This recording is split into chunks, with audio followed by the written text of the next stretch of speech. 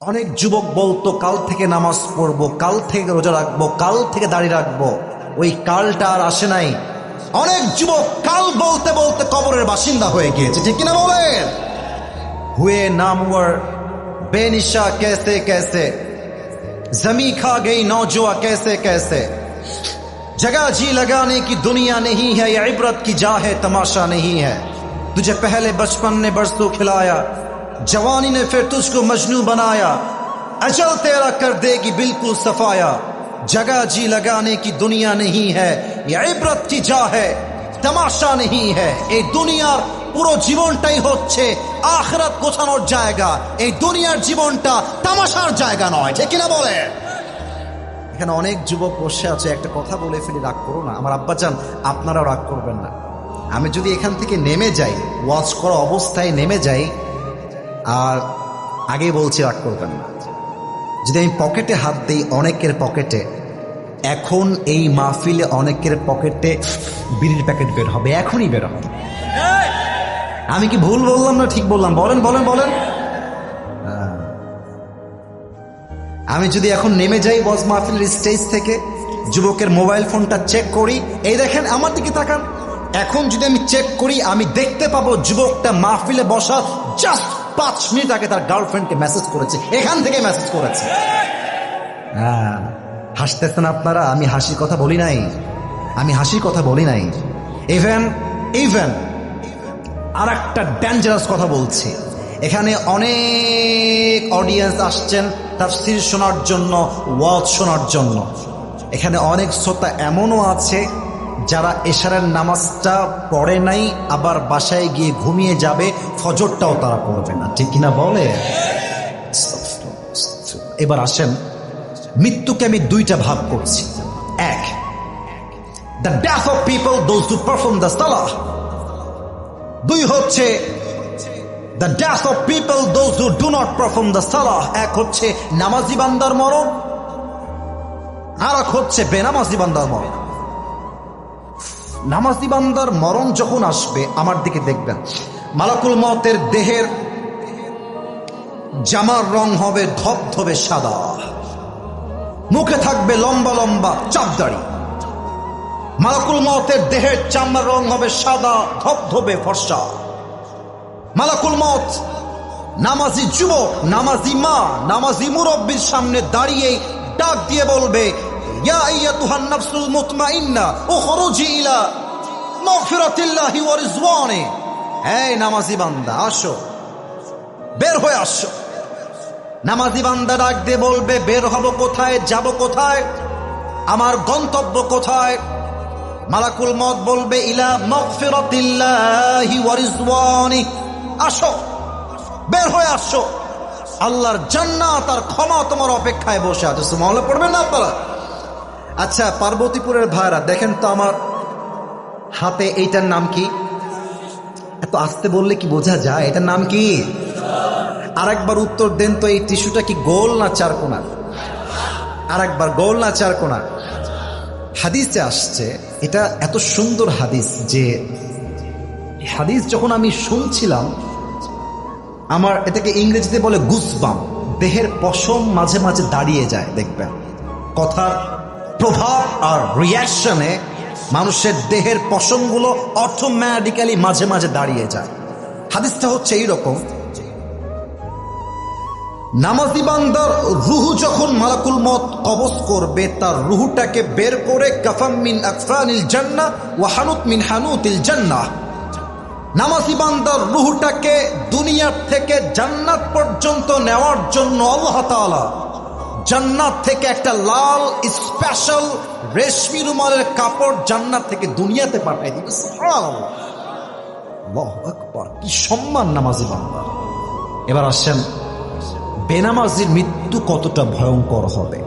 যে যুবকদের মোবাইল ফোনে পর্নোগ্রাফি আছে, যে যুবকরা এখন পর্যন্ত হারাম রিলেশনশিপে আছো, যে মুরব্বীরা এখন পর্যন্ত বিড়ির নেশা ছাড়তে পারেন নাই, আপনারা আমার এই ওয়াজ না শুনে একটা যুবক, একটা মুরব্বী ঠ্যাং পা এখান থেকে নড়াইতে পারবেন না, ঠিক কিনা বলে?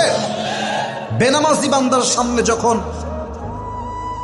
মালাকুল মওত আসবে, তার এই দেহের চামড়ার রং হবে নীলাভ বর্ণের চেহারা। আমার চোখ দেখেন, এই দুইটা চোখ হবে বিশাল বড় বড় এবং লাল টকটকে চোখ। পা থাকবে জমিনে, মাথা থাকবে আকাশ বরাবর বিশাল। দেহের পোশাক হবে কালো কুচ্ছির পোশাক। বেনামাজি যুবক আর মুরব্বী যখন মালাকুল মউতের ভয়ঙ্কর চেহারা দেখবে, তার পুরো দুই হাত এবং পা এরকম ভাবে থটফট ফটফট ফটফট করে কাঁপবে। মালাকুল মউত বেনামাজির রূহের দিকে চিৎকার দিয়ে বলবে, ইয়া আইয়াতুহান নাফসুল খাবিসা উখরুজি ইলা গযাবিল্লাহ। এই বেনামাজি বান্দা, বের হয়ে আয়, আল্লাহর গজবের দিকে, জাহান্নামের দিকে বের হয়ে আয়। হাদিসে আসছে, নামাজি বান্দার রূহ তো সহজে বের হয়ে যাবে, বেনামাজি বান্দার রূহটা সহজে বের হবে না। একবার ডান দিকে দৌড় দিবে, আর একবার বাম দিকে দৌড় দিবে, আর একবার পেছনের দিকে দৌড়ে দৌড়ে পালিয়ে যাবে। আমার বাম হাত সবাই দেখবেন, আমি হাদিসটাকে জাস্ট প্র্যাকটিক্যালি অভিনয় করে বুঝাচ্ছি, just to make you realise what is the pain of death. মৃত্যুর যন্ত্রণা কত বেশি, আমি জাস্ট অভিনয় করে আপনাকে বোঝাতে চাই। আমার বাম হাত দেখবেন সবাই। মালাকুল মউত তার বাম হাতটা পেছনের দিকে নেবে, জাস্ট লাইক দিস, এভাবে। আর পেছন থেকে মালাকুল মউত বেনামাজির রূহের দিকে বাম হাত দিয়ে একটু খাবত। যখন তার রূহটা বুকের ভেতর থেকে বাম হাত দিয়ে ছিঁড়ে বের করবে, হাদিসে আসছে, একটা জীবিত ছাগলকে কেউ যদি যাবেহ না করে তার গায়ের চামড়া ব্লেড দিয়ে ছিঁড়ে ফেলে, কেটে ফেলে, ওই ছাগলটার যে পরিমাণ কষ্ট হয় তার চাইতে কমসে কম 70 গুণ বেশি কষ্ট দিয়ে বেনামাজি যুবক, বেনামাজি মা, বেনামাজি মুরব্বীর রূহকে তার চাইতে 70 গুণ বেশি কষ্ট দিয়ে কবজ করা হবে। বলেন সবাই নাউজুবিল্লাহ।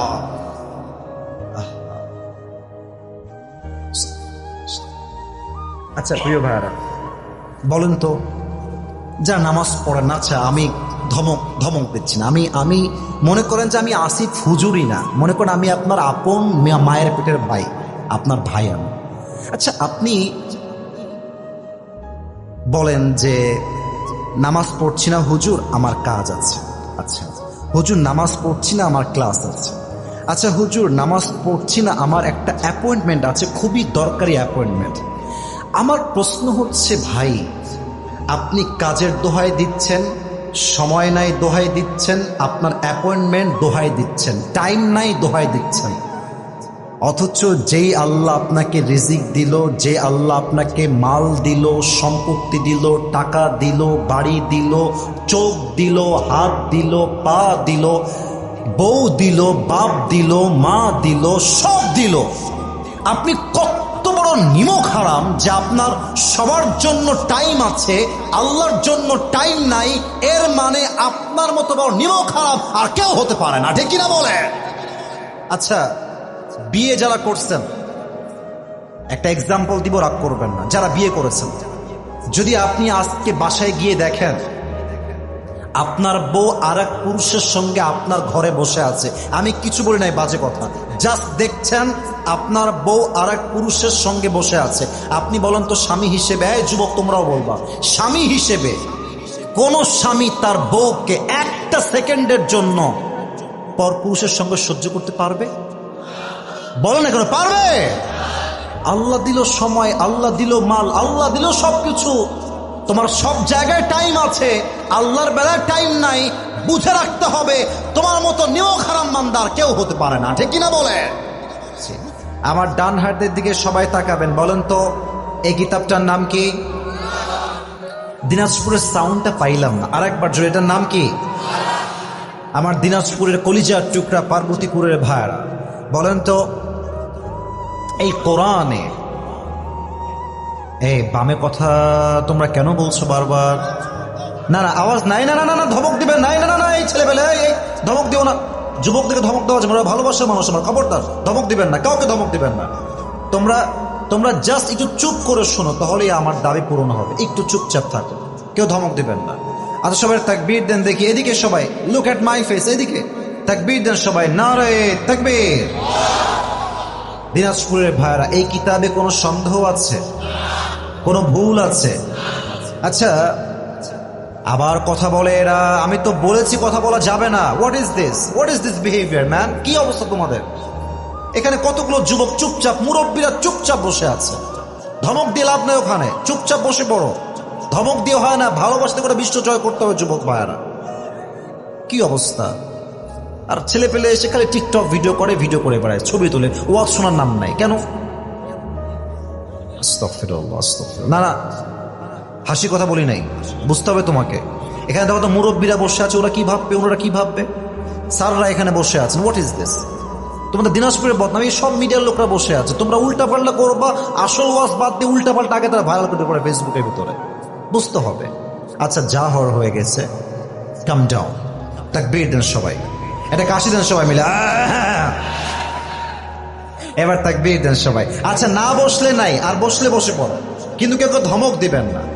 তাকবীর দেন সবাই মিলে, নারে তাকবীর।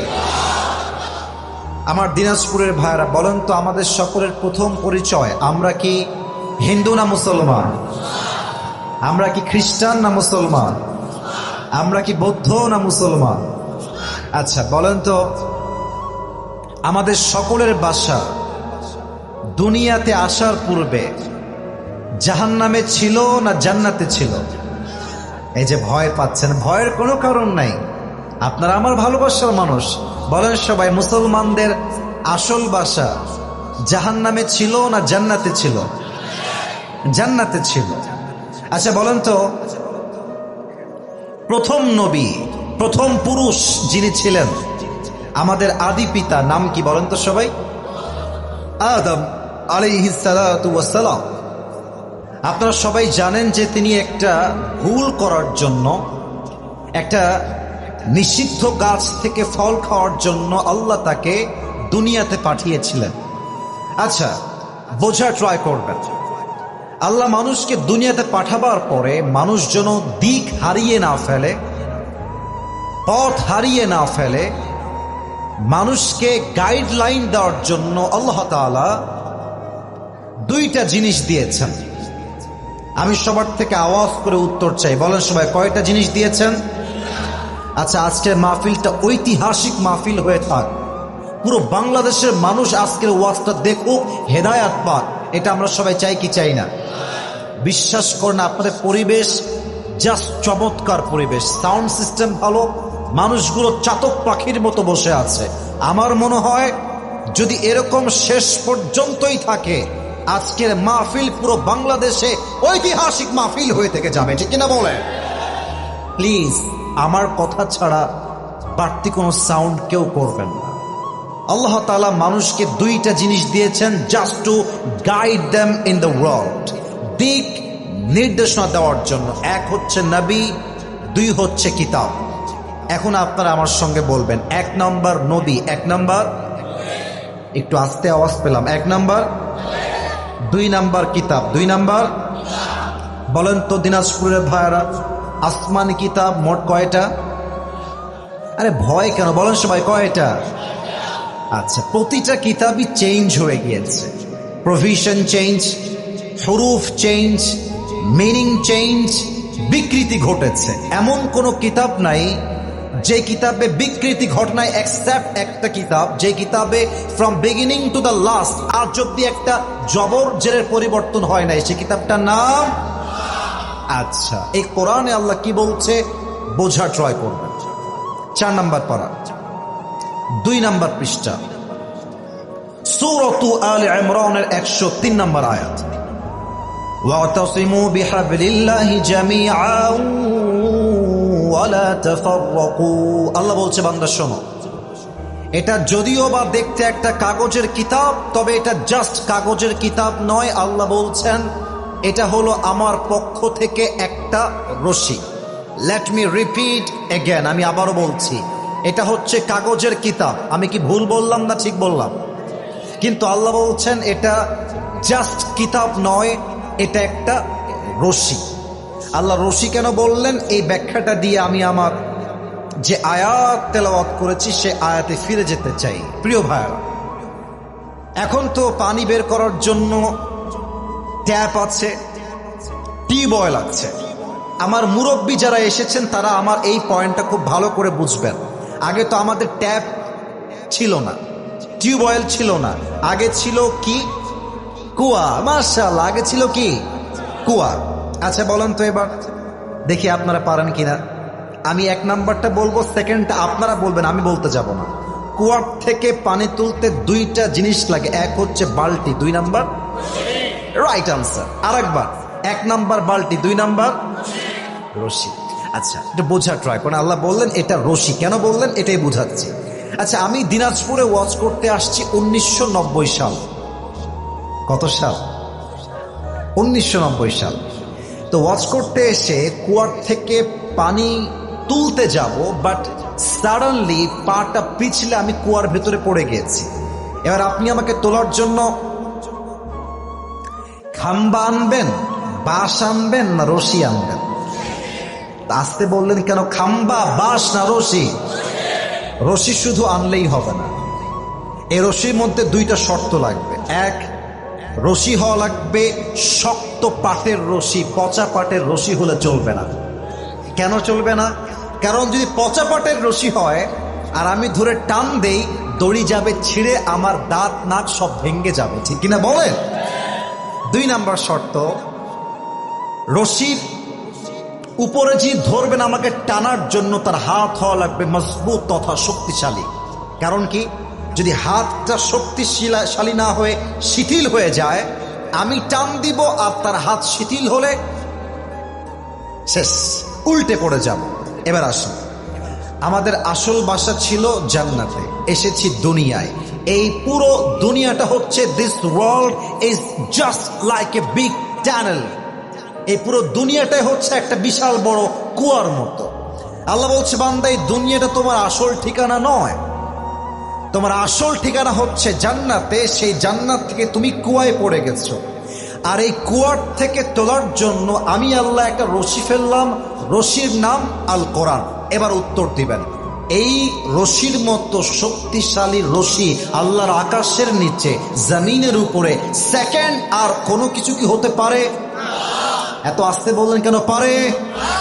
আর এই রশির মূল গোড়ায় আছে স্বয়ং আল্লাহ তাআলার কুদরতি হাত।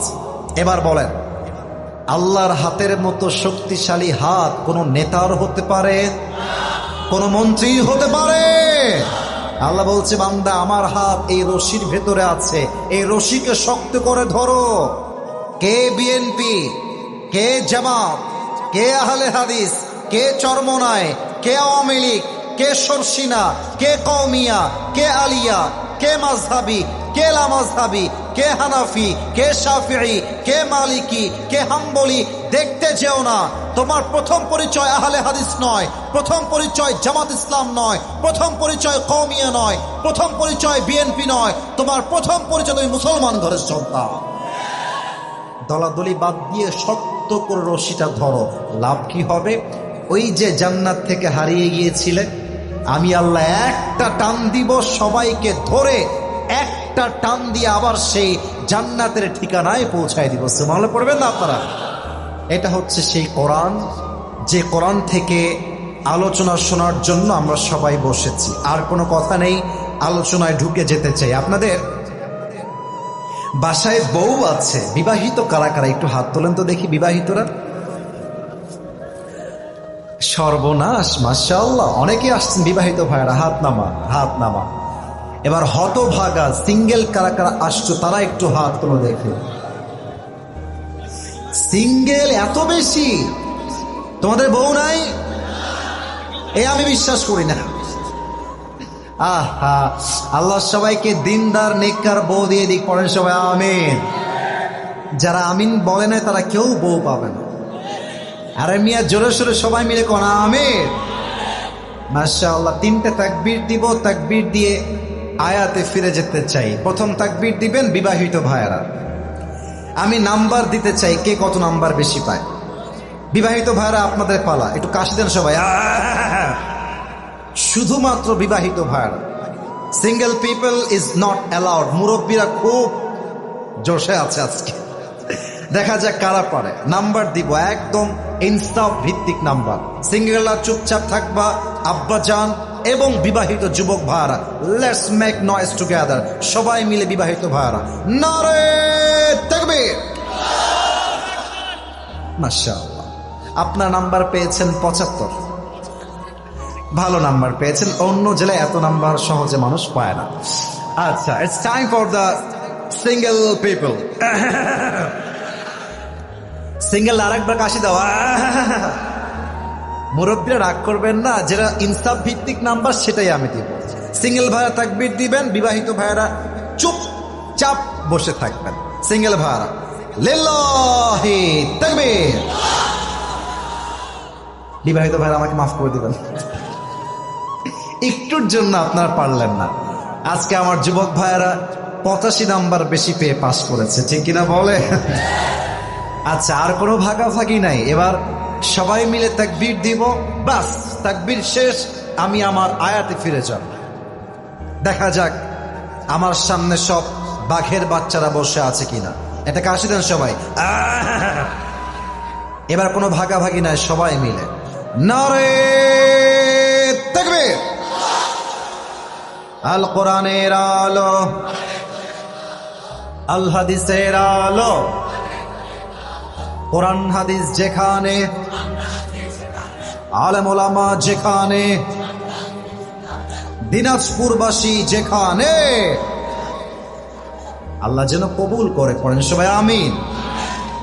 আজ আলোচনার সেন্ট্রাল থিম বা সাবজেক্ট ম্যাটার, মূল আলোচ্য বিষয় হচ্ছে দুইটা শব্দ। আমি বলবো অ্যান্ড দেন আপনারা বলবেন। 1 নাম্বার মৃত্যু, 2 নাম্বার কবর। আমি আবার সবার থেকে জানতে চাই, 1 নাম্বার। মাশাআল্লাহ, আওয়াজ পেয়েছি, একদম দিনাজপুরের সাউন্ড পেয়েছি। এবার 1 নাম্বার, 2 নাম্বার, এবার একসঙ্গে 1 নাম্বার, 2 নাম্বার কবর। মৃত্যু এবং কবর হচ্ছে আজকের আলোচনার সেন্ট্রাল থিম বা সাবজেক্ট ম্যাটার, মূল আলোচ্য বিষয়। এখন অনেক যুবক আমাকে প্রশ্ন করতে পারে, হুজুর আজকের এই মাহফিলে আপনি এত আলোচ্য বিষয় থাকতে, এত বিষয়ের তাফসীর থাকতে, মৃত্যু এবং কবরকেই কেন চুজ করলেন ওয়াজ করার জন্য? এর একটা বিশেষ কারণ আছে। এই পরীক্ষাতে আসছো কেন এখানে মাহফিলে? তোর বিয়ে হবে না, তোর বিয়ে হবে না, ওর বিয়ে ক্যান্সেল। আচ্ছা, একজন গেছে, আর যদি কেউ উঠে যায় ওর প্যান্ট টান দিয়ে ধরে বসা দেওয়া লাগবে। যুবক ভাইরা, উঠে যাওয়া যাবে না, বসে পড়ো। কলিজার ভাইরা বসে পড়ো। সবাই তাকবীর দেন, নারে তাকবীর। আচ্ছা, আরেকবার ফিরে যাই। আলোচনার শব্দ হচ্ছে 2টা, 1 হচ্ছে মৃত্যু, 2 হচ্ছে। আচ্ছা প্রিয় ভাইরা, আমার দিকে একবার তাকান তো সবাই, সবাই তাকান আমার দিকে। আমি কেমন দেখতে সুন্দর তা বলার জন্য তাকাতে বলি নাই, জাস্ট আমাকে একটা কথা বলেন তো, আমার বয়স আনুমানিক আপনাদের কাছে, from your personal point of view, আপনার দৃষ্টিকোণ থেকে আমাকে দেখে আনুমানিক বয়স কত মনে হচ্ছে? আনুমানিক একটা বলেন। 28, 25। আচ্ছা আচ্ছা, আমি বলি, এবার আমি কথা বলি। ওকে, স্টপ। আপনারা যা বলেছেন রাইটও না, আবার খুব বেশি ভুলও না, কাছাকাছি হয়েছে। আচ্ছা, এখানে এমন কোন মুরব্বী কি আছেন যার বয়স, বেয়াদবি নিবেন না, যার বয়স 60+, 60-এর বেশি? যদি কোনো মুরব্বী থাকেন, একটু বেয়াদবি না নিয়ে একটু হাত তুলবেন। আব্বাজান কে আছেন 60 বছরের বেশি বয়স? মাশাআল্লাহ, 1, 2, 3, 4, মাশাআল্লাহ, অনেকে আছেন। আমার প্রিয় দিনাজপুরের ভাইরা, বলেন তো, মালাকুল মত যখন আসবে, সে কি কোনো যুবকের বয়স দেখে আসবে যে এই যুবকটার বয়স কম, এর মৃত্যু দেওয়া যাবে না? এরকম কি কখনো হতে পারে? লিকুল্লি উম্মাতিন আজাল, ইযা জাআ আজালুহুম ফালা ইস্তাখিরুনা সাআতাও ওয়ালা ইস্তাকদিমুন। আল্লাহ বলছে, বান্দা শোনো শোনো, প্রত্যেকটা উম্মতের জন্য নির্দিষ্ট সময়সীমা বেঁধে দিয়েছে একজন, বলেন সবাই তিনি কে? এটা এই ছেলে, এই ভলান্টিয়ার্স, এই ছেলে, তোমার কথা বলতে কে বলছে?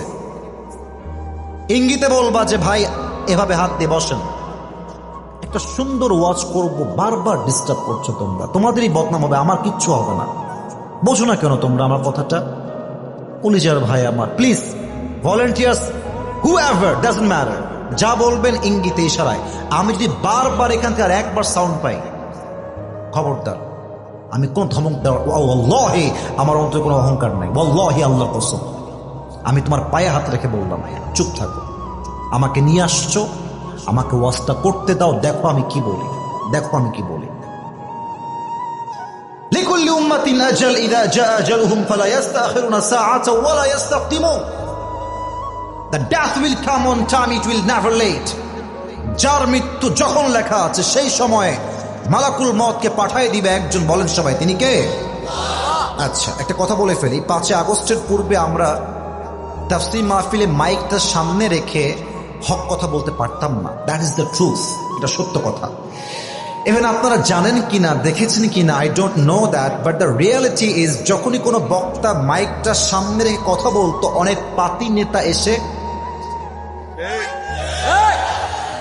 তো যদি কোনো বাপের বেটা থাকেন আজকে আমাকে বাধা দিবেন, আসেন এখানে আসেন, আপনার পিঠের চামড়া যুবকরা একটাও বাকি রাখবে না, ওইসবের দিন শেষ। আচ্ছা, যেটা বলতে চাই এটা আয়াত থেকে হাইলাইট করব, কোরআন থেকে।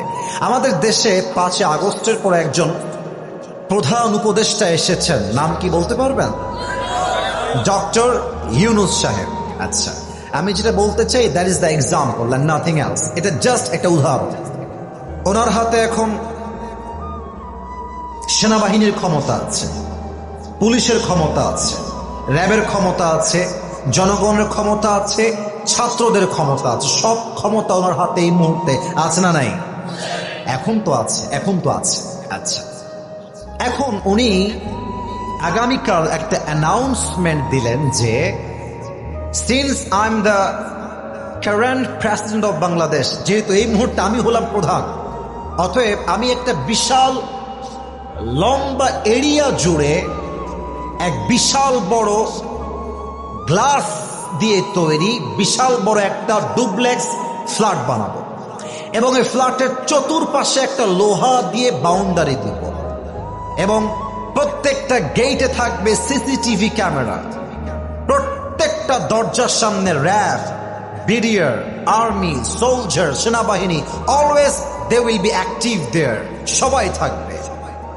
এবং আমার ডুপ্লেক্স ফ্ল্যাটের উপর দিয়ে অলওয়েজ হেলিকপ্টার অবজার্ভ করবে, is anyone coming or not, is anyone attacking or not, কেউ আক্রমণ করছে কিনা, always they will observe this matter, যাতে করে কেউ আমাকে আক্রমণ করতে না পারে।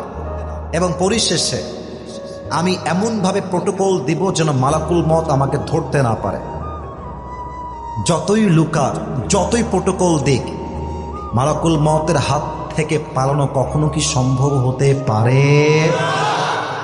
28 নম্বর পারা, সূরাতুল জুমা, আল্লাহ তাআলা বলছেন, কুল ইন্নাল মাউতাল্লাযী তাফিররুনা মিনহু ফাইন্নাহু মুলাকীকুম। ও নবী, আপনি বলে দেন আপনার উম্মত কি মৃত্যুর থেকে পলায়ন করতে চায়? না না, যেখানেই পালিয়ে যাক না কেন মালাকুল মওতকে দিয়ে পাকড়াও করবে একজন, বলেন সবাই তিনি কে? আমার ছোট্ট একটা, আমার লাইফের রিসেন্টলি ঘটে যাওয়া একটা কথা মনে পড়ে গেছে, বলবো নাকি বলবো না? না থাক, আপনার রাগ করবেন মনে, বাদ দে, আরে থাক না, বাদ দে, আপনার শুনবেন সবাই। আচ্ছা, আমার সেই দিন প্রোগ্রাম ছিল সিলেটে, নাম শুনছেন আপনারা সবাই? সিলেট আমাদের বাংলাদেশের একটা ধনী শহর বললেই চলে।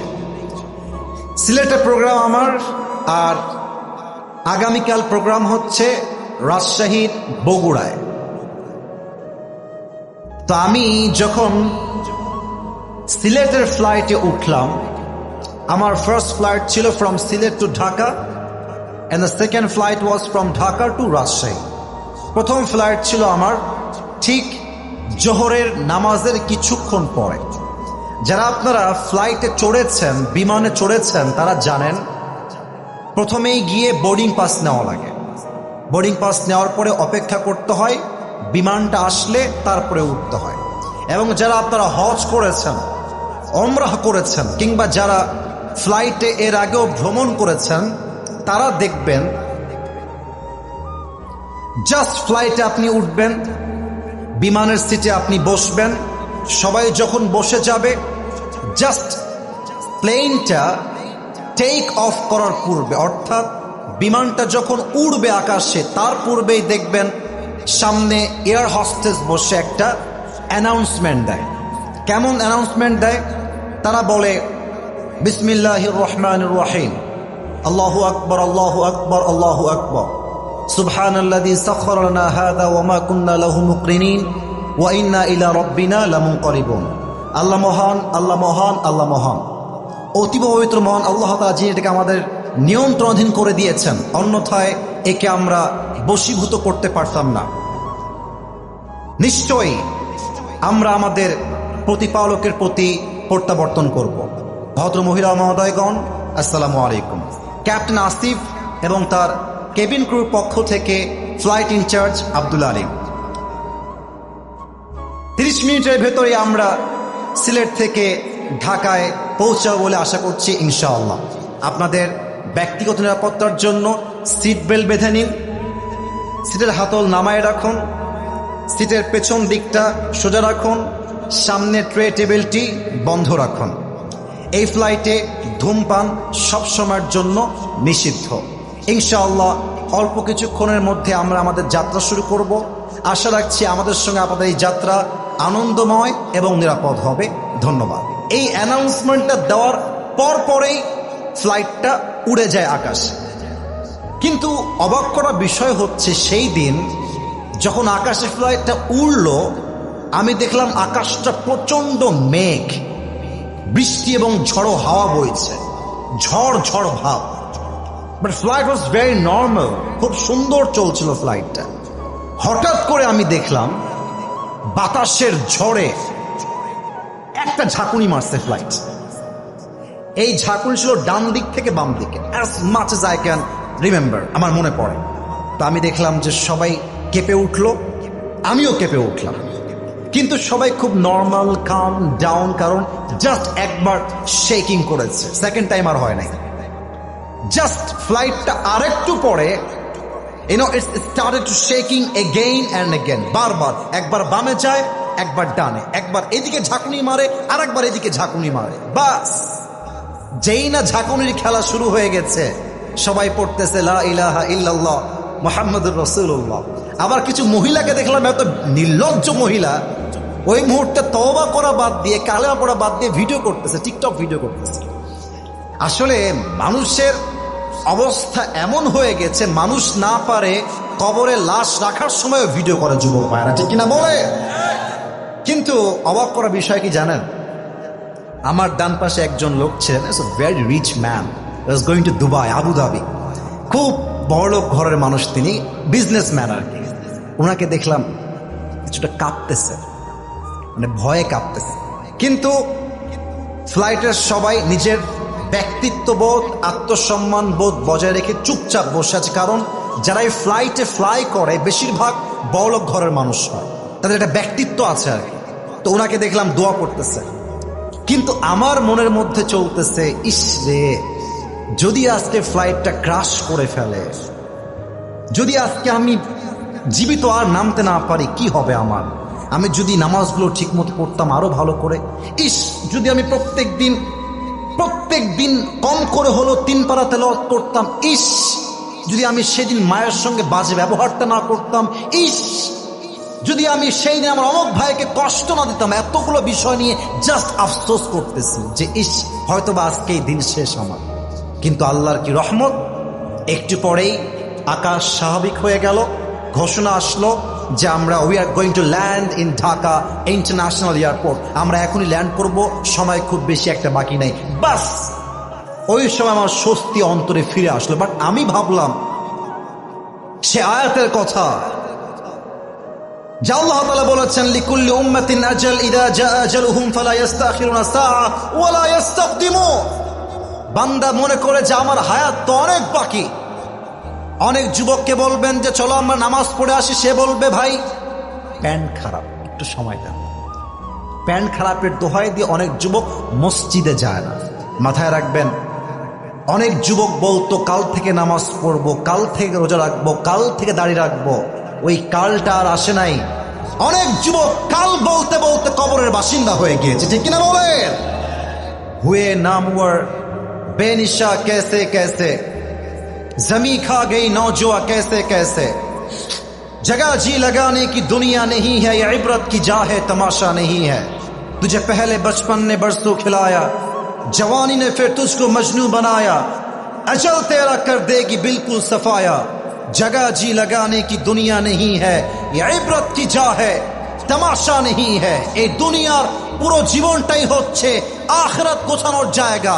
এই দুনিয়ার জীবনটা তামাশার জায়গা নয়, ঠিক কিনা বলে? এখানে অনেক যুবক বসে আছে, একটা কথা বলে ফেলি, রাগ করো না আমার আব্বাজান, আপনারাও রাগ করবেন না।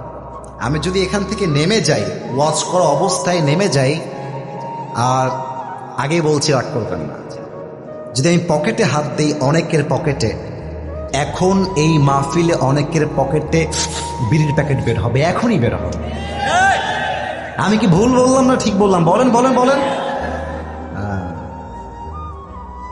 আমি যদি এখন নেমে যাই ওয়াজ মাহফিলের স্টেজ থেকে, যুবকের মোবাইল ফোনটা চেক করি, এই দেখেন আমার দিকে তাকান, এখন যদি আমি চেক করি আমি দেখতে পাবো যুবকটা মাহফিলে বসা জাস্ট 5 মিনিট আগে তার গার্লফ্রেন্ডকে মেসেজ করেছে, এখান থেকে মেসেজ করেছে। হ্যাঁ, হাসতেছেন আপনারা, আমি হাসির কথা বলি নাই, আমি হাসির কথা বলি নাই। ইভেন আর একটা ডেঞ্জারাস কথা বলছি, এখানে অনেক অডিয়েন্স আসছেন তাফসীর শোনার জন্য, ওয়াজ শোনার জন্য। এখানে অনেক শ্রোতা এমনও আছে যারা এশারের নামাজটা পড়ে নাই, আবার বাসায় গিয়ে ঘুমিয়ে যাবে, ফজরটাও তারা পড়বে না, ঠিক কিনা বলে? এবার আসেন, মৃত্যুকে আমি দুইটা ভাগ করছি। এক, the death of people those who perform the সালাহ। দুই হচ্ছে the death of people those who do not perform the সালাহ। এক হচ্ছে নামাজি বান্দার মরণ, আর এক হচ্ছে বেনামাজি বান্দার মরণ। নামাজি বান্দার মরণ যখন আসবে, আমার দিকে দেখবেন, মালাকুল মওতের দেহের জামার রং হবে ধবধবে সাদা, মুখে থাকবে লম্বা লম্বা চাপদাড়ি। মালাকুল মওতের দেহের চামড়ার রং হবে সাদা ধবধবে ফর্সা। মালাকুল মওত নামাজি যুবক, নামাজি মা, নামাজি মুরব্বির সামনে দাঁড়িয়ে ডাক দিয়ে বলবে, ইয়া আইয়াতুহান নাফসুল মুতমাইন্না উখরুজি ইলা মাগফিরাতিল্লাহি ওয়া রিজওয়ানি। এই নামাজি বান্দা আসো, বের হয়ে আসো। নামাজি বান্দা ডাক দিয়ে বলবে, বের হব কোথায়, যাব কোথায়, আমার গন্তব্য কোথায়? মালাকুল মওত বলবে, ইলা মাগফিরাতিল্লাহি ওয়া রিজওয়ানি। আসো, বের হয়ে আসো, আল্লাহর জান্নাত আর ক্ষমা তোমার অপেক্ষায় বসে আছে। সুবহানাল্লাহ পড়বেন না আপনারা? আচ্ছা, পার্বতীপুরের ভাইরা দেখেন তো আমার হাতে, এইটার নাম কি? এত আস্তে বললে কি বোঝা যায়? এটার নাম কি? আরেকবার উত্তর দেন তো, এই টিস্যুটা কি গোল না চারকোনা? আরেকবার, গোল না চারকোনা? হাদিসে আসছে, এটা এত সুন্দর হাদিস যে হাদিস যখন আমি শুনছিলাম, আমার এটাকে ইংরেজিতে বলে গুসবাম, দেহের পশম মাঝে মাঝে দাঁড়িয়ে যায়। দেখবেন কথার প্রভাব আর রিয়াকশনে মানুষের দেহের পশমগুলো অটোমেটিক্যালি মাঝে মাঝে দাঁড়িয়ে যায়। হাদিসটা হচ্ছে এইরকম, নামাজি বান্দার রুহু যখন মালাকুল মওত কবজ করবে, তার রুহুটাকে বের করে কাফাম মিন আকফানিল জান্নাহ ওয়া হানুত মিন হানুতিল জান্নাহ, নামাজি বান্দার রুহুটাকে দুনিয়ার থেকে জান্নাত পর্যন্ত নেওয়ার জন্য আল্লাহ তাআলা জান্নাত থেকে একটা লাল স্পেশাল রেশমি রুমালের কাপড় জান্নাত থেকে দুনিয়াতে পাঠিয়ে দিবে। সুবহানাল্লাহ, আল্লাহু আকবার, কি সম্মান নামাজি বান্দার। এবার আসেন, বেনামাজির মৃত্যু কতটা ভয়ঙ্কর হবে।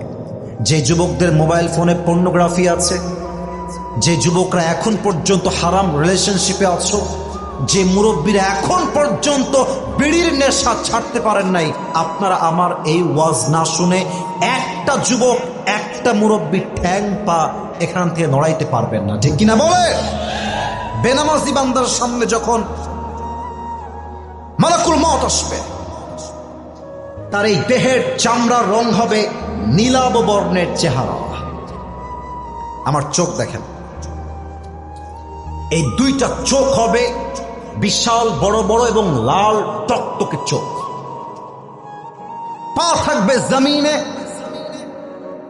মাথা থাকবে আকাশ বরাবর বিশাল।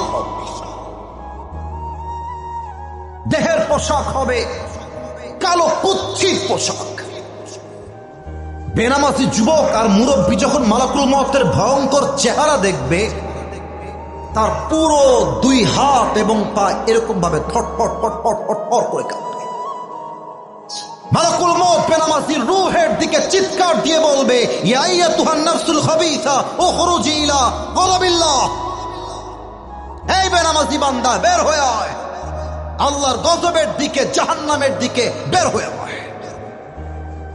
হাদিসে আসছে, নামাজি বান্দার রূহ তো সহজে বের হয়ে যাবে, বেনামাজি বান্দার রূহটা সহজে বের হবে না। একবার ডান দিকে দৌড় দিবে, আর একবার বাম দিকে দৌড় দিবে, আর একবার পেছনের দিকে দৌড়ে দৌড়ে পালিয়ে যাবে।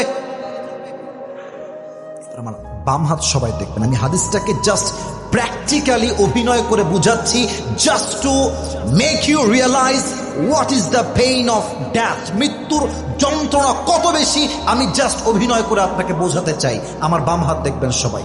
মালাকুল মওত তার বাম হাতটা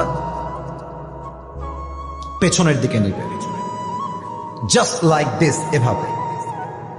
আর পেছন থেকে মালাকুল মওত বেনামাজির রূহের দিকে বাম হাত দিয়ে একই খাবত। যখন তার রূহটা বুকের ভেতর থেকে বাম হাত দিয়ে ছিঁড়ে বের করবে, হাদিসে আসছে, একটা জীবিত ছাগলকে কেউ যদি যাবেহ না করে তার গায়ের চামড়া ব্লেড দিয়ে ছিঁড়ে ফেলে, কেটে ফেলে, ওই ছাগলটার যে পরিমাণ কষ্ট হয় তার চাইতে কমসে কম 70 গুণ বেশি কষ্ট দিয়ে বেনামাজি যুবক, বেনামাজি মা, বেনামাজি মুরব্বীর রূহকে তার চাইতে 70 গুণ বেশি কষ্ট দিয়ে কবজ করা হবে। বলেন সবাই নাউজুবিল্লাহ।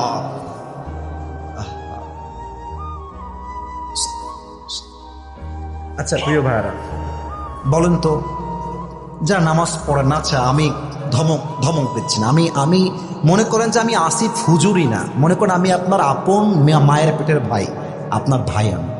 আচ্ছা আপনি বলেন যে নামাজ পড়ছি না হুজুর, আমার কাজ আছে। আচ্ছা হুজুর নামাজ পড়ছি না, আমার ক্লাস আছে। আচ্ছা হুজুর নামাজ পড়ছি না, আমার একটা অ্যাপয়েন্টমেন্ট আছে, খুবই দরকারি অ্যাপয়েন্টমেন্ট।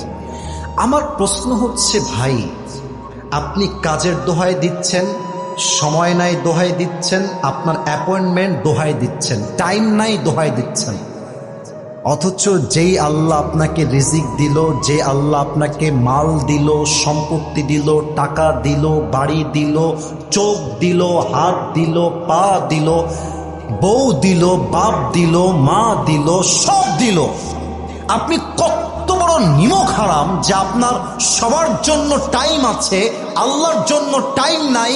এর মানে আপনার মতো বড় নিমক হারাম আর কেউ হতে পারে না, ঠিক কিনা বলে?